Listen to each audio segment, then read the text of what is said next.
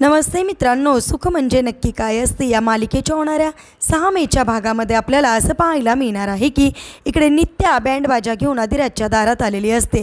त्या क्षणी अधिराज नित्याचा हात पकडतो, तिच्या हातामध्ये तांदळाच्या अक्षता टाकतो आणि असं म्हणतो की माझं आणि पाहुणीचं लग्न आहे, त्यामुळे आग्रहाचं निमंत्रण तुम्हाला।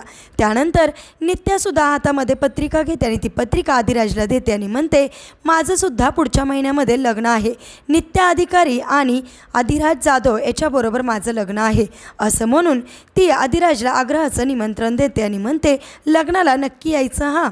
त्यानंतर अधिराज म्हणतो हे कधी शक्य नाही। त्यावेळेस नित्या म्हणते आपलं 7 जन्माचं नातं आहे, ते असं तोडून कसं चालेल, माझं लग्न होणार आणि ते सुद्धा तुझ्याबरोबरच असं त्याला म्हणते आणि त्यानंतर आणलेला बँडबाजा त्याच्याच दारासमोरून वाजत गाजत ती निघून जायला लागते।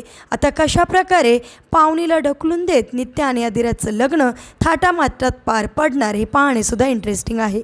असेच मालिकेच्या पुढील अपडेटसाठी तुम्ही आपल्या रंजक मराठी चॅनलला नक्की सबस्क्राईब करा। थँक्यू।